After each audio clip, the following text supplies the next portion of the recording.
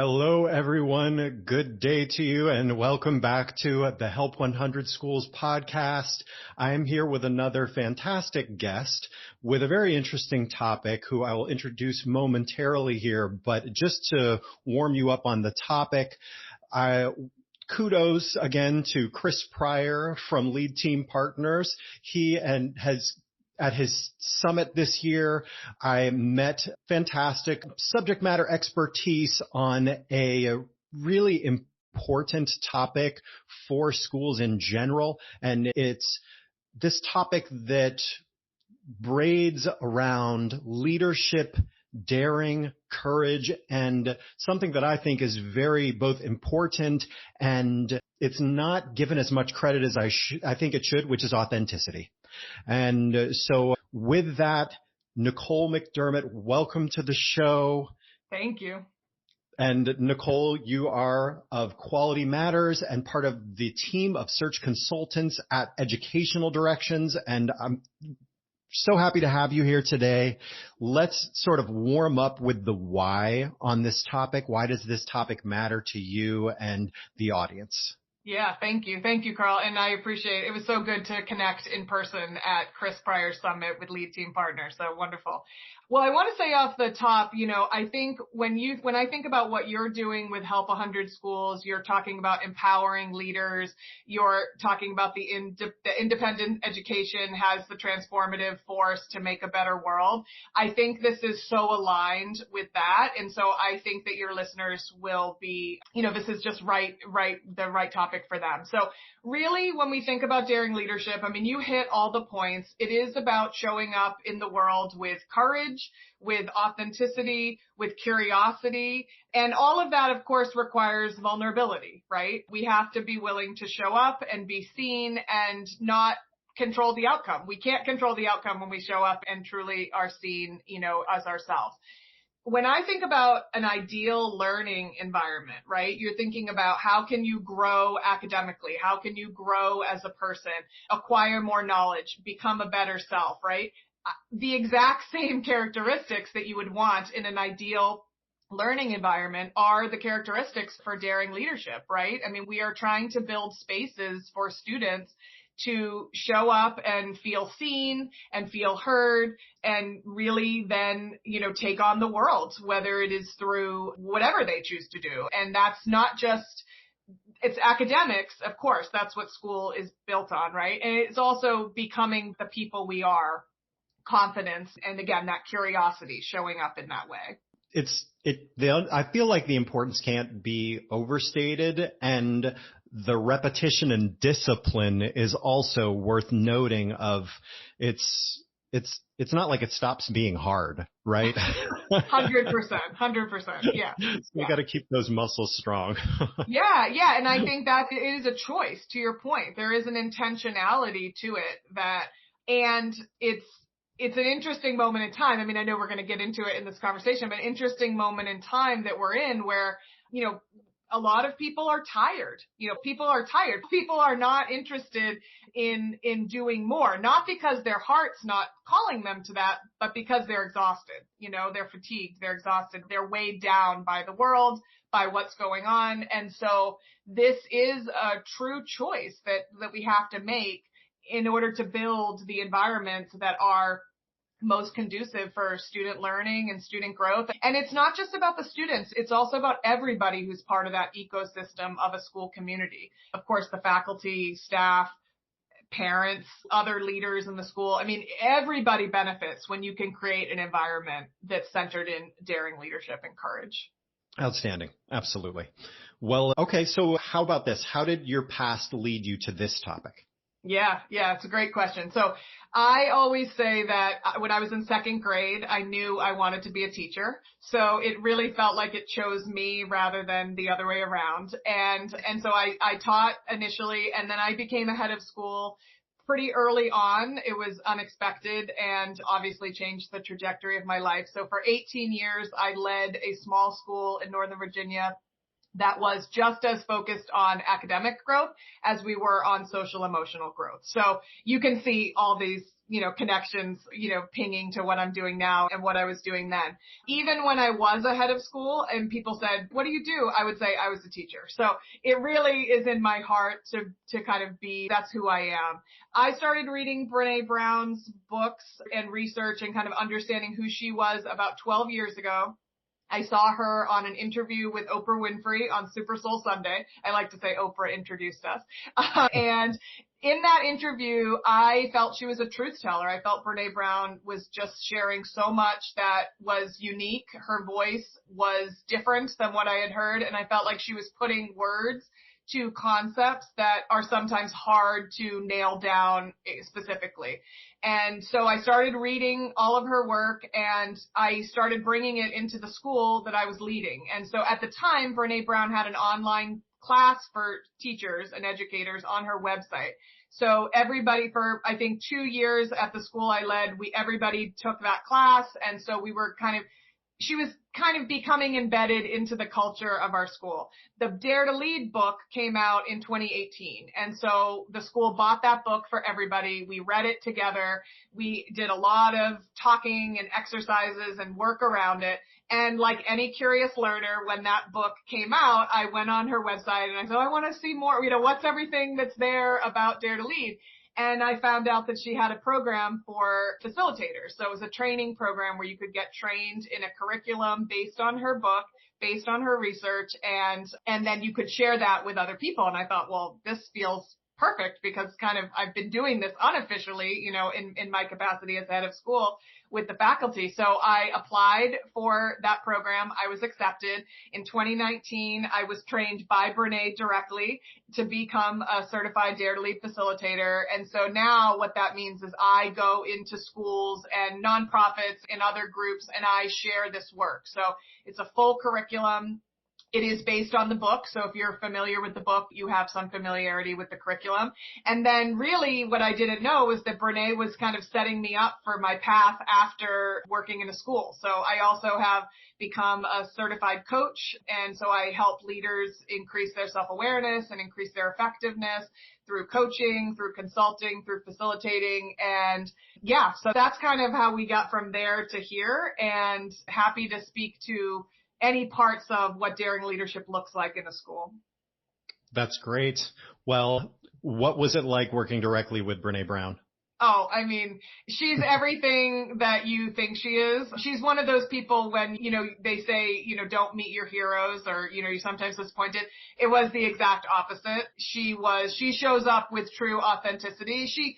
What really struck me about that training with Brené Brown, and it's something that has inspired me since, is she really lives the work.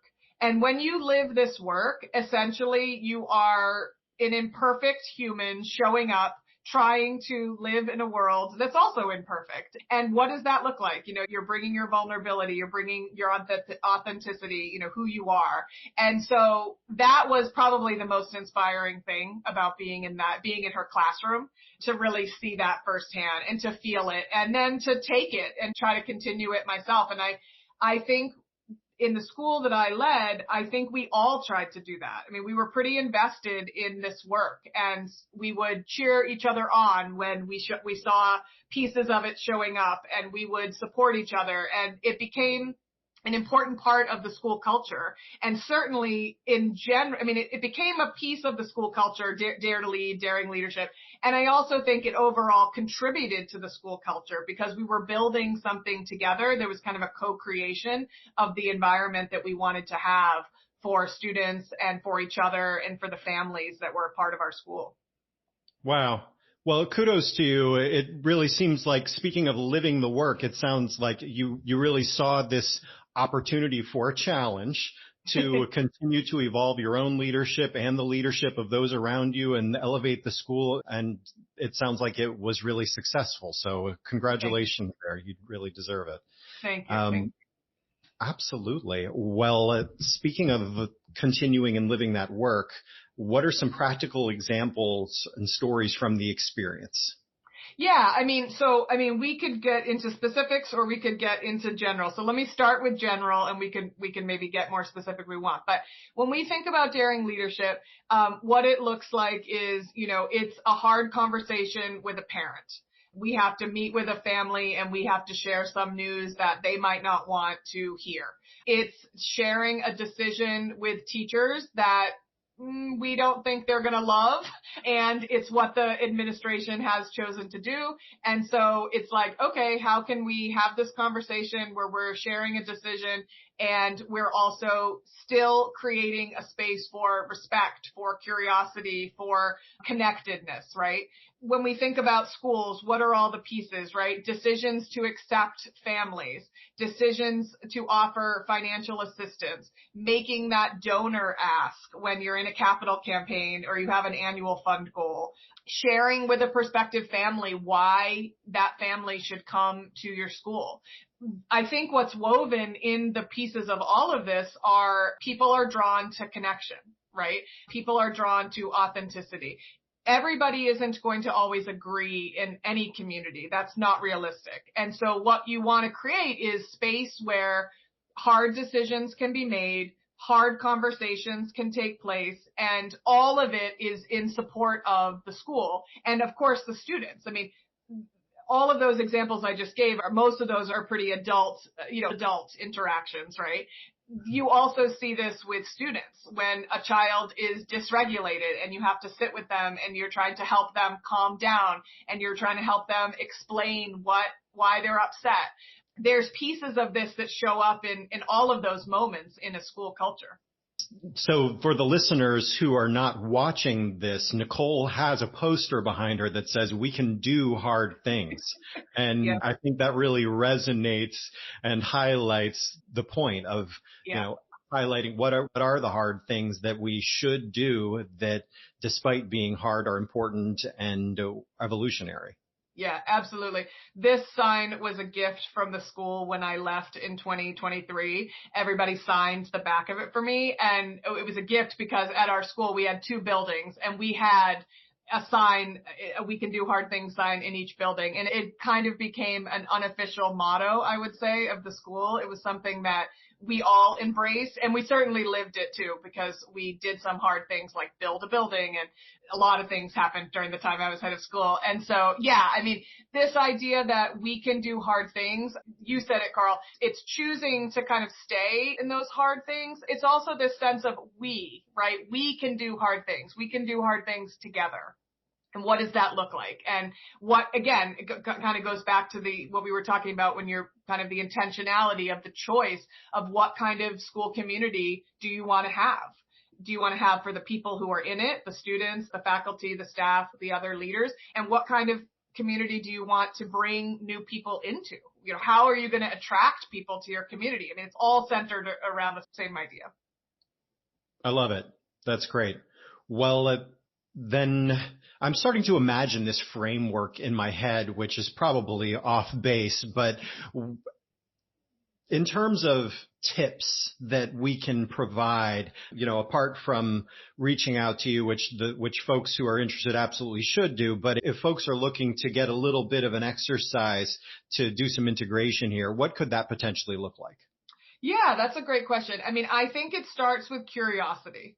So I think at the baseline of everything, we're going to approach whatever it is, the conversation with the parent, the child in your office that's upset, the donor meeting that you're about to go into. I think all of those, if we start with, we're approaching with curiosity. So we're coming to it with asking more questions than we are making assumptions.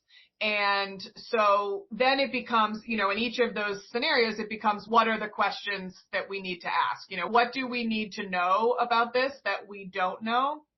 And how can we give space to everybody in the conversation, in the moment, in the situation, so that everybody can feel a sense of respect and a sense of being seen, right? So I think that it's curiosity, and then that curiosity, it directly ties to connection, because we can show up to a conversation or a meeting, a moment in a school, any sort of setting, in a school setting, and we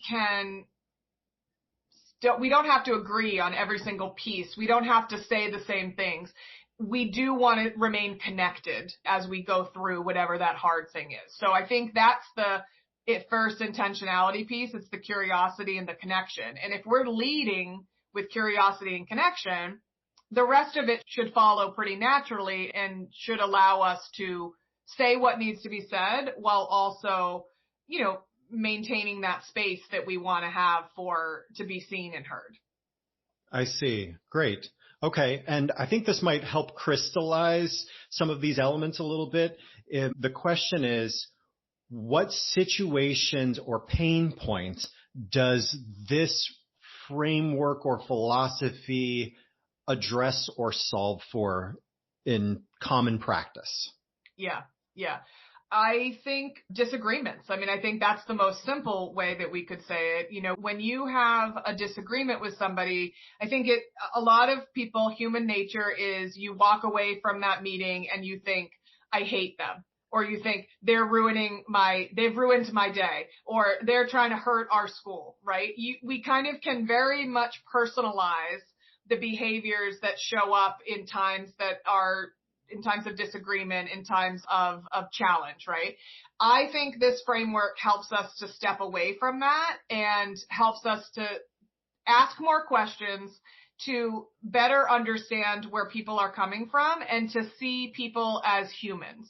In one of Brené's books, it's not in Dare to Lead, but it's in another one, Braving the Wilderness, she says, people are hard to hate close up, move in. And I think that really kind of also is an underpinning of the Dare to Lead work, because it's really easy to paint people as villains.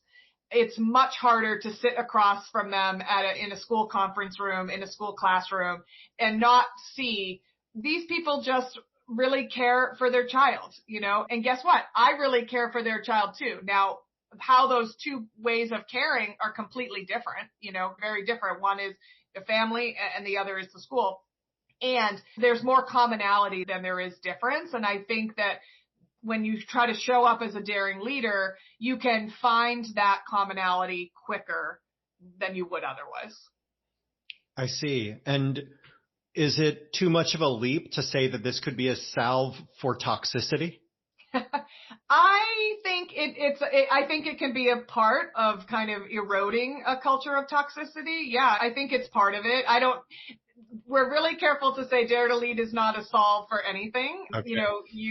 It's a courage building program. So I think when you think about the idea of trying to encourage courage with students and with the people in your school, I think that we would all say that absolutely, if you showed up with more courage and more vulnerability and more curiosity, that level of toxicity would decrease.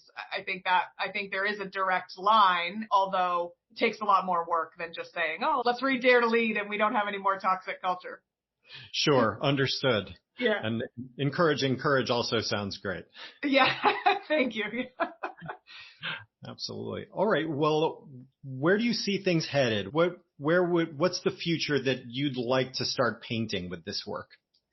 Yeah, I think the challenge is, I kind of alluded to it earlier. The moment in time that we're in is a challenging time all the way around. Any way that you want to interpret that, I think it is true.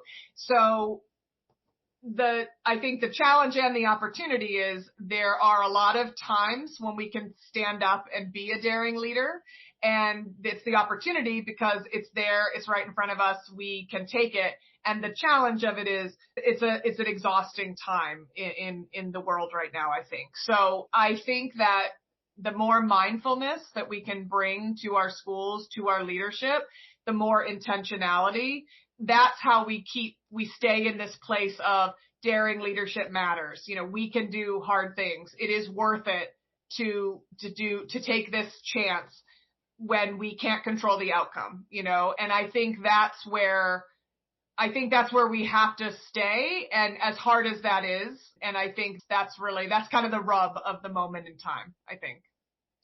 Understood. Well, what's the old Chinese proverb? I believe it's something like, we should be grateful to have been born in interesting times. Oh, I love that. I love that. Yeah. So now you are giving us the keys to dare to lead in interesting times through challenges. Yeah, I think so. That's the hope anyway. And like you, empowering leaders, that's what we're trying to do. Exactly. Absolutely. And inspiration's a wonderful thing. And along with addressing challenges and inspiring curiosity. So this is great. Is there anything that you'd like to also chat through before we sort of close out the episode? I don't think so. I mean, I think the one thing I would just add is that when we think about daring leadership, I think it's easy to think that means it's in a school setting, it's a head of school, it's the associate head of school, it's somebody with a title, right? And I want teachers who are listening to this, or anybody in a school who listens to this, to know that we actually mean you too. And in some ways, your daring leadership is more on the front lines sometimes than those people who have a title or sit in an office in a school. And so daring leadership is the work of everybody in a school. It's not just those people who have the titles in a community. Excellent. Thank you. Okay. Very good. Well, how can listeners learn more about you and reach you? Yeah. So you can find me at NicoleMcDermott.net. And you can also find me on the Educational Directions website, on LinkedIn, and I'd be happy to talk with anybody more about this. It means a lot and it's worth investing in. Absolutely. Perfect. Okay. And we will get all of those links included on the show notes page on help100schools.com.